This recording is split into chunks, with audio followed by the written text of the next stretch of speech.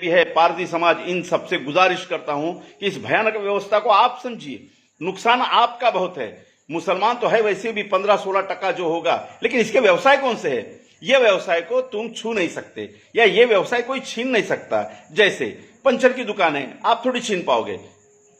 मुसलमानों को कितना भी मारा जाएगा, फिर भी आपकी गाड़ी पंचर होगी तो दुरुस्त करने वाला तो मुसलमान ही, आप जाओगे तो उसी के पास, तो उसको रोजी रोटी मिलनी है। रिपेयरिंग का सेक्टर जो है ये कोई छीन नहीं सकता उससे। वेल्डिंग का सेक्टर है, ये कोई छीन नहीं सकता उससे। मोटर रिवाइंडिंग का सेक्टर है, ये कोई छीन नहीं सकता उससे। क्योंकि इतना बड़ा 130 करोड़ का देश, इसमें मोटरें तो खराब होगी, इसमें इंजन तो खराब होगा, इसमें इलेक्ट्रिसिटी तो फ्यूज होगी, इसमें तो वायर जलेगा, इसमें तो फ्रिज खराब होगा, इसमें तो वॉशिंग मशीन खराब होगी, इसमें तो आपका मिक्सर खराब होगा, मोटरसाइकिल आपकी खराब होगी, आपका ट्रैक्टर खराब होगा, आपको चिकन खाने का मूड होगा, आपको सस्ती बिरयानी खाने का मूड होगा, आपको सस्ते कपड़े लेने का मूड होगा, आपको बढ़िया कारागिरी अपने घर में करने का मूड होगा, है ना? आपको पीओपी करनी होगी, आपको टाइल्स बिठाने होंगे, आपको दरवाजे बिठाने होंगे। ये सब सेक्टर में मुस्लिम बहुसंख्यांक है और ये सेक्टर उससे छीना नहीं जा सकता, क्योंकि यहां दिमाग से ज्यादा पसीने का काम है, मेहनत का काम है, और ये मेहनत का काम मुसलमान करता है। इसलिए सरकारी नौकरियां तो छीन गई उससे बड़ा इकोनॉमिकल सेक्टर तो छीन गया है। अब ये बड़े इकोनॉमिकल सेक्टर में, बड़े प्रशासकीय सेक्टर में, गवर्नमेंट के सेक्टर में जो संघर्ष चल रहा है वो अगड़े हिंदू वर्सेस पिछड़े हिंदुओं का चल रहा है। लेकिन अगड़े हिंदू पिछले हिंदू को अधिकार और भागीदारी न देने के लिए बीच में मुसलमानों को डालकर दिखाते रहते हैं कि पिछड़े हिंदुओं, तुम्हारा सबसे बड़ा दुश्मन मुसलमान है। अरे मुसलमानों के पास में नौकरियां नहीं है और वो किसी ऐसे अधिकार के पोस्ट में नहीं है कि हिंदुओं की नौकरियां नकार सके। वो ऐसे बैंकिंग पोजीशन में नहीं है कि हिंदुओं का लोन नकार सके। वो ऐसे कमांडिंग पोजीशन में नहीं है कि अब पुलिस में, मिलिट्री में हिंदुओं का प्रवेश रोक सके। वो ऐसा एजुकेशनल सेक्टर में भी नहीं है कि वो हिंदू समाज के लोगों को कहे कि तुमको टीचर प्रोफेसर करके नहीं लेते। वो स्वास्थ्य के क्षेत्र में नहीं है कि हिंदू डॉक्टर को कहे कि तुझे कुछ नहीं मिलता चल जा। वो कृषि क्षेत्र में नहीं है कि किसानों को बोलेगा ए तुम हिंदू किसान हो, तुमको कुछ नहीं मिलता, आत्महत्या करो। सारा सिस्टम ये मनुवाद के मुट्ठीवर लोगों के हाथ में है और वही पूरे शोषण के लिए जिम्मेदार है। लेकिन निशाना कौन? मुसलमान। तो मुसलमान का ज्यादा नुकसान नहीं है, नुकसान मेरे हिंदू भाई का है। और ये हिंदू अगड़े वर्णवाद के वर्ण सृष्टि और वर्णवाद में पिछड़े हुए शूद्र मेरे हिंदू भाई, इनका जो संघर्ष है, इसके बीच में मुसलमानों को जबरदस्ती डालकर उनको विलन बनाकर पिछड़े हिंदुओं का शोषण किया जा रहा है। इससे इस समाज में बड़ा प्रॉब्लम 2019 में दिखाई देता है कि अर्थव्यवस्था तहस नहस हो गई।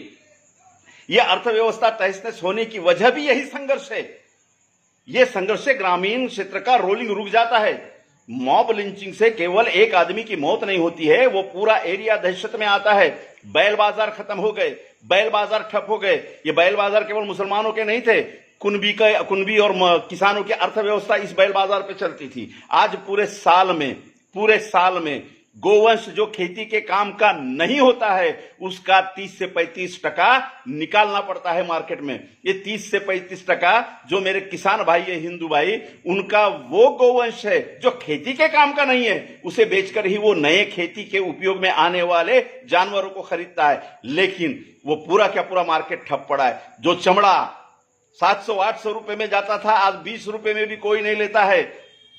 आज कुर्बानी के बाद में मुसलमानों ने पूरे चमड़े दफना दिए, लेकिन मरा कौन? मुसलमान नहीं मरा मेरा माजगी भाई जो सस्ते चप्पल बनाता था, मेरा चमार भाई, मेरा मोची भाई मरा। ये सारे हिंदू फोल्ड में आते हैं। तो समझ लीजिए, इस देश में मुसलमानों पर अगर मुट्ठी भर मनुवादी हिंदुत्ववादी हमले करते हैं और आप इसको नहीं समझते हो और आप भी मुसलमानों को दुश्मन की नजर से देखते हो या उनको बचाने के लिए नहीं आते हो, आप मॉब लिंचिंग में और मुसलमानों पे होने वाले हमलों के बीच अगर मुख्य दर्शक बने रहते हैं, तो आप ये समझ लीजिए कि भारतीय संविधान में जो हक और अधिकार की बात तमाम पिछड़ों के लिए की गई है, उसका भुगतान सबसे ज्यादा मेरा हिंदू भाई भुगतेगा।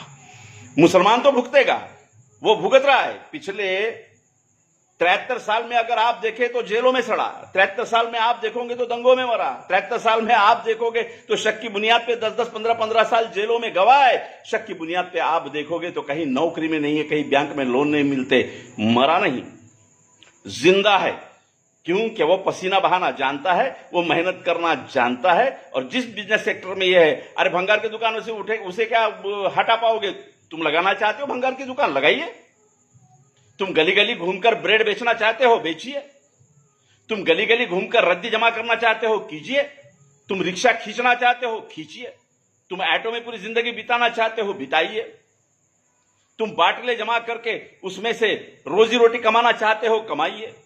मुसलमान मेहनत पे जीता है और मेहनत पे जीने की वजह से वो बाकी सेक्टर में नहीं है, वो ऐसे शोषणवादी सेक्टर में नहीं है जहां हिंदू भाई का शोषण हो। इसके बावजूद भी एक खेल कि हिंदुओं के पिछड़ेपन के लिए मुसलमान जवाबदार, इस देश के लिए मुसलमान जिम्मेदार, ये बात के लिए मुसलमान जिम्मेदार, वो बात के लिए मुसलमान जिम्मेदार। मेरे हिंदू भाई होशियार हो जा, वरना महात्मा ज्योतिबा फुले, शाहू महाराज, छत्रपति शिवाजी महाराज, डॉक्टर बाबा साहब आंबेडकर ने तुम्हारे लिए जो काम किया है, वो काम ये मुट्ठी भर वनवादी लोग बर्बाद कर देंगे और तुम फिर पेशवाई के गुलामी में आने वाले 500, 600 न जाने कितने सालों तक फिर लपेटे रहोगे।